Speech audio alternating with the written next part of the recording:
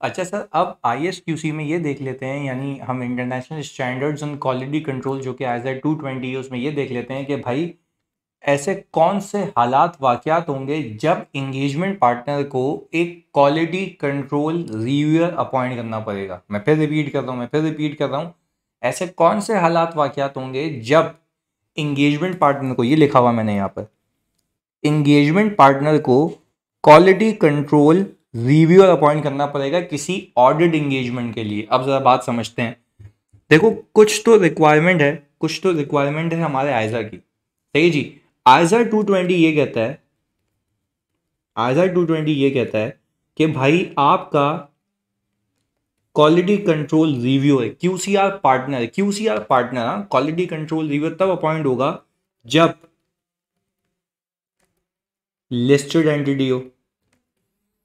जब कौन सी एंटिटी हो? लिस्टेड एंटिटी हो। अच्छा, अब मैं as far as EY is concerned, EY कहता है कि भाई आप जो है लिस्टेड एंटिटी के अलावा जो पब्लिक इंटरेस्ट एंटिटी होती है ना, उसमें भी अपॉइंट करना, जिसको हम कहते हैं पाई, पब्लिक इंटरेस्ट एंटिटी। ये मैं अपनी आपको एग्जांपल दे रहा हूं, हम लोग जो करते हैं पब्लिक इंटरेस्ट एंटिटी में भी आप क्या करना, क्वालिटी कंट्रोल रिव्यूअर अपॉइंट करना किसी ऑडिट एंगेजमेंट के लिए। अब लेट्स से मैं ऑडिट कर रहा हूं, EFU हेल्थ का, सही है जी, EFU हेल्थ का, या यू कैन से मैं ऑडिट कर रहा हूं सर किसी बैंक का। अच्छा, मैं कह रहा हूं कि भाई ये जो बैंक है, ये है पब्लिक अनलिस्टेड, पर समझने की बात ये है कि सर इसके अंदर पब्लिक का पैसा लगा हुआ है, पब्लिक का पैसा रखा हुआ है, क्योंकि ये जो है बैंक जो है पब्लिक का पैसा अपने पास एज अ डिपॉजिट रखता है, तो ये पब्लिक इंटरेस्ट एंटिटी हो गई ना पहली चीज। तो हमारी ये भाई ये कहती है कि भाई पब्लिक इंटरेस्ट एंटिटी के केस में क्योंकि रिस्क ज्यादा होता है, क्योंकि पब्लिक की इन्वॉल्वमेंट ज्यादा है, मैं ये नहीं कह रहा, देखो लिस्टेड कंपनी में तो वैसे ही है ना ज्यादा, तो सर प्राइवेट कंपनी में क्यों नहीं है? भाई प्राइवेट कंपनी में इसलिए नहीं है क्योंकि वो majority of the time closely held होती है, रिश्तेदारों की होती है, या कोई जान पहचान वाली कंपनी खोल लेते हैं। But if I talk about listed company, तो उसके शेयर्स मार्केट में फ्लोट हो रहे होते हैं, शेयर होल्डर्स अनगिनत होते हैं, ये बात याद रखिएगा।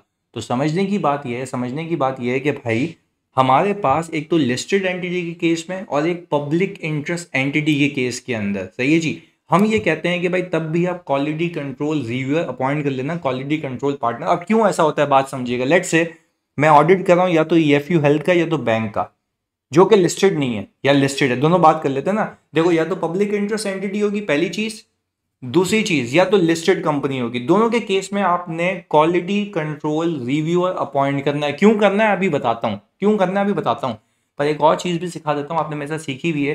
कोड ऑफ एथिक्स के अंदर जब आपको ये लगता है कि वहां से हमने बंदा यहाँ पे बुलाया है, सही है जी, और वहां से जब ये यहाँ पर आया है तो उसको 1 साल लैप्स हो चुका है या कंसिडरेबल टाइम हो चुका है, फिर भी there is a considerable risk, तो आप क्या करते हैं उस केस में भी क्वालिटी कंट्रोल रिव्यूअर अपॉइंट कर सकते हैं, जो कि क्या करेगा, बात समझिएगा, जो कि क्या करेगा। अब काम की बात बता रहा हूँ कि क्वालिटी कंट्रोल रिव्यूअर की नीड क्यों होती है, जो कि काम ये करेगा कि जो भी वर्क परफॉर्म हुआ है, सही है जी, वो क्वालिटी कंट्रोल रिव्यू क्या करेगा, वर्क परफॉर्म को हमारे रिव्यू करेगा कि क्या काम सही हुआ था नहीं हुआ था। अब देखें समझने की बात क्या है, इधर फोकस होकर सुनिएगा। समझने की बात यह है कि ये वो वाला रिव्यू नहीं है जो काम खत्म होने के बाद हो। आईकैप जो आता है ना, आईकैप आता है, आपका ऑडिट वॉडिट खत्म हो जाता है, फिर वो आगे चेक करता है कि ऑडिट सही हुआ था या नहीं हुआ था। क्वालिटी कंट्रोल रिव्यूअर फर्म का ही पार्टनर होता है, और क्वालिटी कंट्रोल रिव्यूअर एक सेपरेट बंदा होता है जो कि क्वालिटी को इंश्योर कर रहा होता है। अच्छा सर, आपने ऊपर कहा था वो तो एंगेजमेंट पार्टनर होता है। भाई एंगेजमेंट पार्टनर जिम्मेदार है कि क्वालिटी मेंटेन रहे, तो इसीलिए एंगेजमेंट पार्टनर को ही कहा गया कि लिस्टेड कंपनी होगी, पब्लिक इंटरेस्ट होगी, या जब आप समझते हैं कि तब नेसेसरी, लेट्स से फर्म ने कोई पॉलिसी बनाई हुई, जैसे ईवाई ने बनाई हुई है कि भाई पब्लिक इंटरेस्ट एंटिटी के केस में भी आपने क्वालिटी कंट्रोल रिव्यूअर को अपॉइंट करना है, तो एंगेजमेंट पार्टनर ये इंश्योर करेगा कि क्वालिटी कंट्रोल रिव्यूअर अपॉइंट हो चुका हो। क्वालिटी कंट्रोल रिव्यूअर अपॉइंट हो चुका, तो क्वालिटी कंट्रोल रिव्यूअर पता है क्या करेगा, रिस्क असेसमेंट में पार्टिसिपेट करेगा। जो वर्क परफॉर्म कर रहे हैं रिस्क असेसमेंट में पार्टिसिपेट करेगा। लेट्स से मैंने रिस्क लिख के रखे हुए, मुझे लगा कि भाई गोइंग कंसर्न के रिस्क फैक्टर हो सकता है, वो मुझे आगे कहे कि भाई ये गोइंग कंसर्न रिस्क फैक्टर्स नहीं है, या हो सकता है मैंने आइडेंटिफाई नहीं किया हो, तो क्वालिटी कंट्रोल रिव्यूअर पार्टनर मेरे एंगेजमेंट पार्टनर से डिस्कस करेगा, बोलेगा यार मुझे यहाँ पर क्वालिटी कंट्रोल के पार्टनर होने के नाते मुझे लगता है कि यहाँ पे गोइंग कंसर्न का रिस्क है, इस एरिया में फ्रॉड रिस्क फैक्टर हो सकता है। बात समझ आ रही है? तो वो क्या करेगा, वो अपने व्यूज रखेगा। एक इंडिपेंडेंट बंदा हमारे काम को रिव्यू करेगा जो कि एंगेजमेंट पार्टनर के साथ इनलाइन रहेगा, क्योंकि देखें वो बोलेगा कि उसका काम क्या है, क्वालिटी कंट्रोल रिव्यू का, जो हम काम करेंगे वो साथ साथ उसको रिव्यू करता रहेगा, जो हम काम करेंगे उसको साथ साथ रिव्यू करता रहेगा, ताकि ये मेक श्योर हो जाए कि हमारी जजमेंट्स में कोई बायसनेस ना आए, और जो हमने काम किया है कंक्लूजन उस काम के रिजल्टिंग ही हो, यानी जो मैंने काम परफॉर्म किया है उस काम से जो नतीजा निकाला हमने और जो हमने कंक्लूड किया उस काम के बेस पे वो कंक्लूजन बनता भी है या नहीं बनता। अब लेट से एक गोइंग कंसर्न की रिस्क असेसमेंट थी, मैंने कहा था कि एक सिंगल कस्टमर है वो चला गया, अब हमने कहा कॉरेस्पॉन्डेंस हो रही है, चल रही है, तो मैंने ये बात समझिएगा, मैंने ये कहा कि हाँ यार there is a material uncertainty, बल्कि होप है, ऐसा भी हो सकता है कि भाई उसकी जजमेंट वो बोलता है मटीरियल अनसर्टेनिटी नहीं है, गोइंग कंसर्न अजम्पशन वैलिड ही नहीं है, क्योंकि उन्होंने जो असेसमेंट्स आपको प्रोवाइड की हैं वो वैलिड नहीं है, नहीं चल पाएगी कंपनी। तो ये सारी चीज़ें वो इंश्योर कर रहा होता है साथ साथ। तो क्वालिटी कंट्रोल रिव्यू का मकसद क्या है, मकसद ये कि क्वालिटी रहे, और क्वालिटी कैसे रहेगी, जब वो साथ साथ रिव्यू करेगा। और ये कब अपॉइंट होगा quality control review, engagement partner कब अपॉइंट करेगा, जब या तो लिस्टेड एंटिटी हो या फर्म की कोई पॉलिसी हो, जैसे हमारे केस में क्या था, पब्लिक इंटरेस्ट एंटिटी। आगे वो लिखता ही है कि engagement quality control review required for audit of financial statements of listed company, the other audit engagements for which the firm has determined that the engagement quality control is required। बात clear है? जो मैंने example दी थी वो accordingly connect कर ली मैंने। अब आगे सुनिएगा, इफ तो बोलता है अगर ऐसा है तो एंगेजमेंट पार्टनर जो है डिटरमाइन करेगा that an engagement quality control reviewer has been appointed, पहली चीज वो अपॉइंट हो चुका हो। दूसरी चीज डिस्कस करेगा significant matters arising during the audit engagement, जैसे मैंने आपको कहा कि सिग्निफिकेंट मैटर उससे डिस्कस करेगा, ताकि ऐसा नहीं हो कि एंगेजमेंट पार्टनर ने अकेले ही डिसीजन ले लिया, उसके कंसेंसस, उसकी आपकी राय उसकी होनी चाहिए, और वो भी डॉक्यूमेंट होगी कि उसने जो रिव्यू किए वो कौन कौन से वर्किंग पेपर किए और किस बिना पे एंगेजमेंट क्वालिटी कंट्रोल रिव्यूअर ने ये कंक्लूड किया कि एंगेजमेंट पार्टनर जो कंक्लूड किया वो सही है। एक तो हम डॉक्यूमेंटेशन करते हैं ना कि हमने ये प्रोसीजर किया, हमने ये प्रोसीजर किया, हमने ये वेरीफाई किया, कंफर्मेशन भेजी, कंफर्मेशन अटैच कर दी, ये सारी चीज़ें हैं। बट इसी चीज़ को जो quality control reviewer partner review करेगा वो भी डॉक्यूमेंट करेगा कि मैंने ये चीज़ें देखी थी, इस बेस के ऊपर मैं कह रहा हूँ कि ये लोग सही हैं। बात क्लियर है? आगे तक लगे तो सही कि क्वालिटी कंट्रोल रिव्यू हुआ है। आगे जी, including those identified during the engagement quality control review with the engagement quality control reviewer. यानी बात समझना ये है कि भाई एक तो जो सिग्निफिकेंट इश्यूज होंगे ना वो तो एंगेजमेंट पार्टनर खुद उसके पास लेके जाएगा, ये तो रिक्वायरमेंट है, और जो क्वालिटी कंट्रोल रिव्यू के दौरान कुछ चीज़ें निकालेगा वो भी एंगेजमेंट पार्टनर ही डिस्कस करेगा, और फिर एक कंसेंसस पे हम पहुंचेंगे कि हाँ यार ये सही है, ऐसा होना चाहिए या नहीं होना चाहिए। बात क्लियर है? आगे फिर सबसे अहम चीज लिस्टेड कंपनीज की जो अब तक नहीं सिखाई थी आज सिखा रहा हूं, आपकी ऑडिट रिपोर्ट पे, आपकी ऑडिट रिपोर्ट के ऊपर सिग्नेचर आप तब तक नहीं कर सकते जब तक आपको गो अहेड मिल जाए, किसका, क्वालिटी कंट्रोल रिव्यू का। आए देखते हैं, not date the auditor's report until, ये एंगेजमेंट पार्टनर को कहा जा रहा है, until the completion of the engagement quality control review, यानी जब तक क्वालिटी कंट्रोल रिव्यूअर कंप्लीट नहीं कर लेता अपने रिव्यू तब तक आप रिपोर्ट साइन नहीं कर सकते। मैं आपको एक सी एग्जांपल देता हूं, हमारा बनता है कैनवस, इसको हम कहते हैं इलेक्ट्रॉनिक फाइल, सही जी, हमारा सॉफ्टवेयर है कैनवस। अच्छा, इसमें हम यहाँ पे यूँ डॉक्यूमेंट्स अटैच कर रहे होते हैं, सही जी, रिस्क असेसमेंट में, रिस्पॉन्सेज में, कंट्रोल टेस्टिंग में, कंक्लूजन में, सही, सब में। अच्छा, फिर यहाँ पे आ रहा होता है लिखा हुआ साइन ऑफ्स, सही जी, और साइन ऑफ के अंदर प्रिपेयर्ड बाय, रिव्यूड बाय, और यहाँ पे ऑप्शन आ रहा होता है जिसमें ड्रैग डाउन ऑप्शन में आता है EP engagement partner, EQR engagement quality reviewer, सही है जी, EM executive manager, director and so on चल रही होती है कहानी। अच्छा, इस जो EQR है, ये EQR है हमारा एंगेजमेंट क्वालिटी कंट्रोल लीवर, इसको जाके यहाँ पे टिक करना होता है, यानी क्लिक करना होता है, तो इसके साइन ऑफ आ जाते हैं। इसके साइन ऑफ का मतलब ये है कि इसने यहाँ पर डॉक्यूमेंट किया है ना, जो इस चीज़ को रीड किया है और कंफर्म किया है कि ओके, जब तक इसका साइन ऑफ यहाँ पर नहीं होगा तब तक ये फाइल क्लोज नहीं हो सकती। वो एरर देगा अगेन एंड अगेन। ये क्या है, एक ऑटोमेटिक कंट्रोल लगा दिया है, फर्म ने लगाया, क्वालिटी कंट्रोल है ना, फर्म ने लगाया कंट्रोल।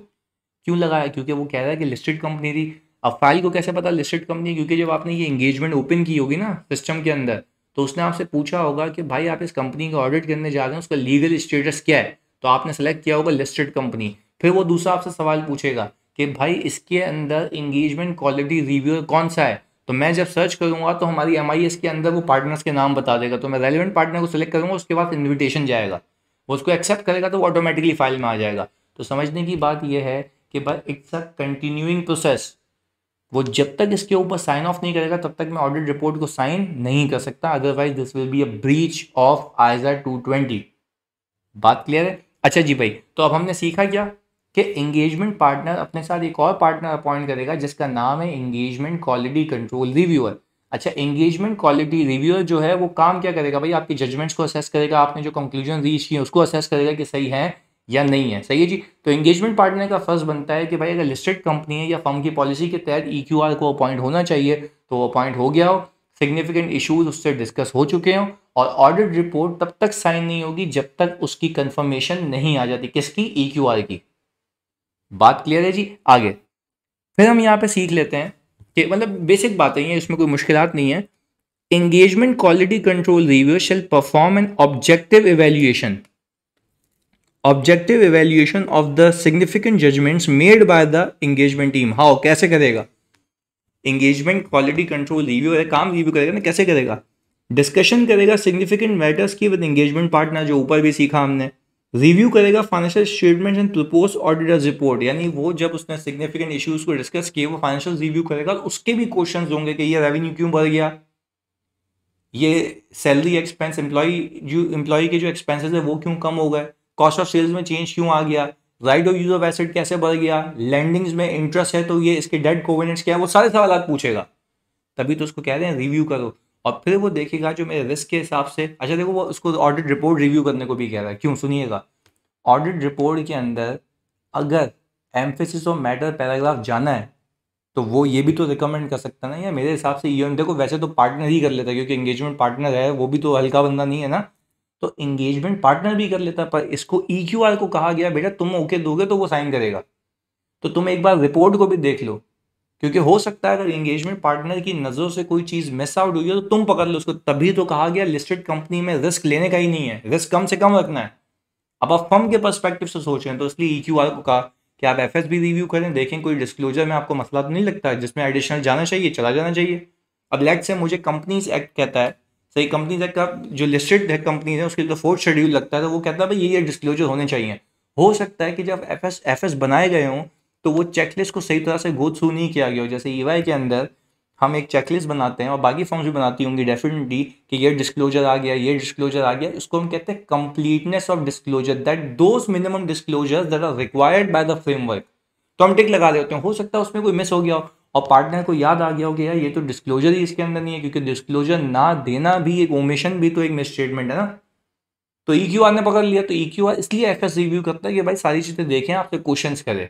क्लियर है? आगे review of selected audit documentation relating to significant judgments engagement team made and conclusion it reached, यानी वो बोलता है कि भाई जो significant areas है ना जो उसको FS में देख के लगे, वो उसकी वर्किंग पेपर को उठाएगा। अब पूछेगा लोगों से, एंगेजमेंट मैनेजर से, सुपरवाइजर से, जूनियर से, भाई क्यों ये जो तुमने वर्किंग की है इसको कैलकुलेट कैसे किया, इसको कैसे वेरीफाई किया, तो वो अपने सवाल रखेगा और देखेगा जहाँ पर सिग्निफिकेंट जजमेंट्स इन्वॉल्व वहाँ पर तो घुसेगा ही घुसेगा। तो जब सिग्निफिकेंट जजमेंटल एरिया में वो घुसेगा तो जैसी बात है उसके कुछ क्वेश्चन होंगे, वो देखेगा क्या इस जजमेंट के बेस पे जो कंक्लूजन ड्रॉ हुआ है क्या वो सही हुआ या नहीं हुआ। Let's say take an example of legal case. अब हो सकता है कि एंगेजमेंट क्वालिटी कंट्रोल रिव्यूअर अपने भी कुछ अपने जो सेपरेट क्लाइंट्स वो कर रहा है उस पर भी ऐसा मसला आया हो, तो उसके ऊपर उन्होंने प्रोविजन की जगह मतलब उसके डिस्क्लोजर की जगह प्रोविजन करवा दिया हो। क्योंकि वो कह रहे हो कि भाई नहीं यार, हम कह रहे हैं, हमारा क्लाइंट कह रहा है कि यार इसका जो आउटफ्लो है, इस लाइबिलिटी का जो आउटफ्लो है वो प्रोबेबल नहीं है। सही है जी, वो प्रोबेबल नहीं है, अनलाइकली है। तो हमारे क्लाइंट ने क्या किया हुआ है, उसको डिस्क्लोज किया हुआ है। जबकि उसी के क्लाइंट ने, दूसरे क्लाइंट ने जिसका वो ऑडिट कर रहा है, सिमिलर नेचर का केस है, गवर्नमेंट से, टैक्सेशन अथॉरिटी से चल रहा है, उसने क्या किया हुआ है, उसको प्रोवाइड किया हुआ है। तो भाई जो लॉयर है इन दोनों का, यानी जो EQR की कंपनी जिसका ऑडिट कर रहा है, EQR यानी एंगेजमेंट क्वालिटी रिव्यू है, जिस कंपनी का ऑडिट कर रहा है, उसके लॉयर ने ये कैसे कह दिया, उसके लॉयर ने ये कैसे कह दिया कि वो केस हार जाएगा? इसका लॉयर ये क्यों कह रहा है, इसका लॉयर ये क्यों कह रहा है, किसका, जिसका वो EQR है, दो एंगेजमेंट्स देख रहा है ना, एक वो अपनी देख रहा है और एक as a engagement quality reviewer देख रहा है। बात समझ आ रही है? तो ऐसे भी उसको चीजें पता लगती हैं कि यार भाई अगर जजमेंट है तो जजमेंट सही है भी या नहीं है, तो वो अपने एक्सपीरियंस को लेके चल रहा होता है। और जो जजमेंट्स आई हुई हैं, क्या उसके बेस पे कंक्लूजन सही है कि हाँ यार वाकई डिस्क्लोजर जाना चाहिए, रिकॉर्ड होना चाहिए, तो फिर वो अपने क्लाइंट पे पूछता है बगैर नाम डिस्क्लोज किए हुए कि मैं ये देख रहा हूँ, क्योंकि कॉन्फिडेंशियलिटी का उसको भी ख्याल रखना है, पूछा है इसमें फैक्ट्स एंड फिगर्स क्या थे। तो फिर वो देखता है, फिर इससे कंपेयर करता है, तो फिर वो हमें सजेस्ट करता है कि भाई आपने जो ये कंक्लूजन ड्रॉ किया है वो सही किया है या नहीं किया, तो उस पर भी साइन ऑफ लगाएगा आपने। बात क्लियर है? आगे, evaluation of the conclusion reached in formulating the auditor's report and consideration of whether the proposed auditor's report is appropriate। नहीं, वो बोल रहा है कि भाई जब आपने कंक्लूजन रीच कर लिया तो कंक्लूजन में ये भी होगा ना कि की ऑडिट मैटर किस पे जाना चाहिए, सारी चीजें। तो ये भी एंगेजमेंट क्वालिटी रिव्यूअर डिटरमाइन करेगा उसकी अप्रोप्रिएटनेस की, हाँ भाई सिचुएशन में ये रिपोर्ट सही है, और ये जो इसमें लफाजी लिखी हुई है वो भी सही है, की ऑडिट मैटर भी यही है, यही जाना चाहिए। सेट है? आगे क्या बोलता है, for audit of listed clients the engagement team evaluation of firm independence is related to audit engagement. यानी बोल ये रहा है कि भाई हमारी फर्म की इंडिपेंडेंस को भी चेक करेगा कौन, जैसे एंगेजमेंट पार्टनर को ऊपर कहा गया था ना इंडिपेंडेंस चेक करें, तो EQR भी इंडिपेंडेंस को चेक करेगा उसी सिस्टम में जाके कि क्या वाकई में क्या ये लोग इंडिपेंडेंट है या नहीं है। अच्छा जी, आगे, whether appropriate consultation has been taken place on matters involving significant opinion or involving difference of opinion or other difficult contention matters and the conclusion arising from those conclusion। बोल रहा कि अगर कोई एक मुश्किल चीज सामने आई थी और किसी चीज की कंसल्टेशन किसी और से लेनी थी, तो उस पर कंसल्टेशन ले ली गई हो, अगर लॉयर से कंसल्ट करना था तो उसको भी कंसल्ट कर लिया गया हो। बात क्लियर है? तो वो कह रहा है कि भाई अगर कंसल्टेशन जो मैंने आपको ऊपर सिखाया था, किसी से कंसल्टेशन लेनी तो कंसल्टेशन वाकई में ले ली गई है, तो ये भी इंश्योर करवाएगा दूसरी बार, क्योंकि हो सकता है ना कि एंगेजमेंट पार्टनर ने कंसल्टेशन नहीं की हुई हो, तो EQR कहेगा कि भाई देखो इस पर कंसल्टेशन बनती है।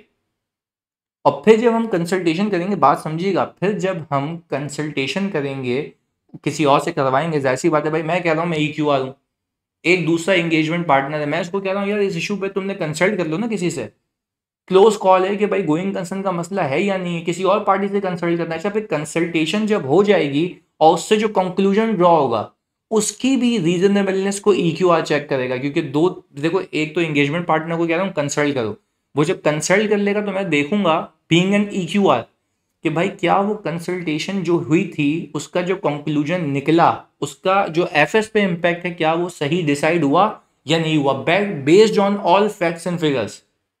बात क्लियर है? आगे, whether the audit documentation selected for review reflects the work performed in relation to significant judgments and supports the conclusion। यानी बोल रहा है कि भाई जो ऑडिट डॉक्यूमेंटेशन पार्टनर ने सेलेक्ट की है for the purpose of review, क्या उसके अंदर सारी चीजें प्रॉपरली डॉक्यूमेंट हुई हुई हैं, और वो सारी डॉक्यूमेंटेशन जो मैं कंक्लूजन दे रहा हूँ उसको सपोर्ट कर रही है या नहीं कर रही है। यानी बेसिकली EQR का समअप करूँ काम क्या है, जो पूरा टाइम ऑडिट चलेगा उसमें सिग्निफिकेंट मेन चीजों को देखना, ताकि रिस्क क्या हो जाए, मिनिमल हो जाए, कोई चीज मिस ना हो।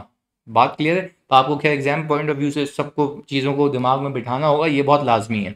आगे जी, फिर हमने कहा कि डिफरेंस ऑफ ओपिनियन भी तो हो सकता है एंगेजमेंट टीम के अंदर, जिससे कंसल्ट किया उससे, between engagement partner and quality reviewal. तो वह मसले का सोल्यूशन ये है कि engagement team shall follow the firm policies and procedure for dealing with resolving the difference of opinion. वो क्या ये रहा है कि भाई अगर एंगेजमेंट पार्टनर का और क्वालिटी कंट्रोल रिव्यूअर का डिफरेंस ऑफ ओपिनियन जो, ऐसा नहीं कि हाथापाई हो रही है, मार रहे हैं दूसरे को, ऐसा नहीं है। डिफरेंस ऑफ ओपिनियन का मतलब है एंगेजमेंट पार्टनर कह रहा है यार मेरी नज़र में ये होना चाहिए, क्वालिटी रिव्यूअर कह रहा है ये होना चाहिए, तो फिर फर्म की पॉलिसी पे डिपेंड करेगा कि अब कोर्स ऑफ एक्शन क्या होगा, क्या हम किसी और थर्ड पार्टी से कंसल्ट करेंगे, फिर वो जो डिसीजन लेगा उसके ऊपर जाएंगे। ये सारी चीज़ें फर्म की पॉलिसी में लिखी होती हैं कि हाँ यार there is a difference of opinion, पहले तो खुद रिजॉल्व करो, अगर डिफरेंस ऑफ ओपिनियन रिजॉल्व नहीं होता तो फिर तीसरे बंदे से वापस से कंसल्ट करो। तो ये अब कंसल्टेशन उसके लिए होगी कि डिफरेंस ऑफ ओपिनियन आ गया। बात क्लियर है? आगे फिर बोलता ये है कि भाई जैसे जैसे इदारा कंट्रोल लगाता है तो एंटिटी की बात कर रहा हूँ, फर्म की बात नहीं कर रहा। जब एंटिटी कंट्रोल लगाती है तो एंटिटी की कंट्रोल की मॉनिटरिंग भी होती है। कौन कर रहा होता है sir? Audit committee. Audit committee किसको बोलती है? इंटरनल ऑडिट डिपार्टमेंट को। इंटरनल ऑडिट डिपार्टमेंट को बोलती है देखो कंट्रोल्स ऑपरेट हो रहे हैं, वो टेस्ट बेसिस के ऊपर इंटरनली चीज़ें चेक कर रहा होता है कि प्रोसेस फॉलो हो रहे नहीं हो रहे, करंट लिमिट चेक हो रही नहीं हो रही है, ये सारी चीज़ें, जीडीएन बनते नहीं बनते, गुट जाते हुए, सारी चीज़ें, वो कहलाता है मॉनिटरिंग प्रोसेस जो इदारा करवाता है। फिर ऑडिट कमेटी को इंटरनल ऑडिट रिपोर्ट करता है। और ऑडिट कमेटी किसको रिपोर्ट करती है? सीईओ को नहीं, बोर्ड को, क्योंकि सीईओ को करेगी वो तो सारा इन्वॉल्व है फाइनेंशियल्स के अंदर, तो बोर्ड को रिपोर्ट करती है। तो खैर ये एक गवर्निंग प्रोसेस होता है किसका सर? एंटिटी का। हम किसकी बात कर रहे हैं? फर्म की। तो कह रहा है कि भाई फर्म में जब तुमने कंट्रोल लगाए हैं तो उसकी भी मॉनिटरिंग के लिए कुछ लोग होने चाहिए। जैसे मैं ग्रैंड थॉर्टन में जब था तो ग्रैंड थॉर्टन में मैं क्वालिटी कंट्रोल का बंदा था। तो क्वालिटी कंट्रोल का बंदा होते हुए मैं करता क्या था? मैं करता ये था कि भाई जो ऑडिट फाइल्स बनी हुई हैं तो मैं उसमें ये मेक श्योर करता था कि यार जिसमें क्वालिटी कंट्रोल रिव्यू अपॉइंट होना चाहिए वो हो गया हो, डॉक्यूमेंटेशन सही हुई हो, ये सारी चीज़ें, इंडिपेंडेंस चेक लगे हुए हों, डॉक्यूमेंट हुए हुए हों प्रॉपर। क्योंकि अगर डॉक्यूमेंट नहीं हुए हुए तो अगर किया भी होगा काम तो कोई कहेगा भाई काम ही नहीं किया। तो प्रॉपर इवैल्यूएशंस, प्रॉपर डॉक्यूमेंटेशन होनी चाहिए। तो उसको मैं मेक श्योर करवाता था, अपनी ऑल टुगेदर पूरी टीम थी हमारी। तो समझने की बात यह है बच्चों यहाँ पर कि if there is not a monitoring process तो आप कंट्रोल्स लगा लें, तब भी एक वक्त के बाद आके बोलेंगे कोई चेक करने वाले ही नहीं है तो मैं क्यों करूं। इसकी बेसिक एग्जांपल ये है कि अगर मैं अपने बच्चों को कह रहा हूँ, अपने जूनियर को कह रहा हूँ ये काम कर लेना, ये डॉक्यूमेंट कर लेना, अच्छा अब उनको पता है ये बोलता है भूल जाता है और फिर बाद में चेक नहीं करता तो वो नहीं करेंगे काम। उसको पता है कि भाई वो लपेट देंगे काम क्योंकि वो चेक ही नहीं करेगा। पर हाँ, अगर मैं ऐसा करता हूँ जैसे मैं करता हूँ एक्चुअल में कि भाई मैं बोलता हूँ पहले ये काम करना और इस वक्त तक करना, उस वक्त पर फाइल खोल के देखता हूँ तो उसमें एक डर और खौफ लगा रहता है कि यार वो चेक करेगा काम, तो इसलिए वो तमीज से काम करके लेके भी आता है। तो don't you think that monitoring process is a very essential element for the purpose के कंट्रोल्स ऑपरेट हों। तो इदारा जो है सामने कंपनी है वो भी जब कंट्रोल्स लगाता है तो मॉनिटरिंग प्रोसेस को बड़ा इफेक्टिव रखता है। तो मॉनिटरिंग प्रोसेस होता है तो कंट्रोल्स इफेक्टिवली ऑपरेट भी हो जाते हैं। अगर मॉनिटरिंग प्रोसेस नहीं होगा तो कंट्रोल्स होते हुए भी ऑपरेट नहीं होंगे। तो sir this was all about your ISA 220 जिसका हम नाम कहते हैं क्वालिटी कंट्रोल। सही है जी सर, यहाँ पे ये आइजा खत्म होता है, इसको सिर्फ इस हद तक रखिएगा क्योंकि इसमें सिर्फ यही बातें समझने की थी, मैक्सिमम थ्योरी का सवाल आ सकता है, दैट्स इट। सही है जी, जज़ाकल्लाह।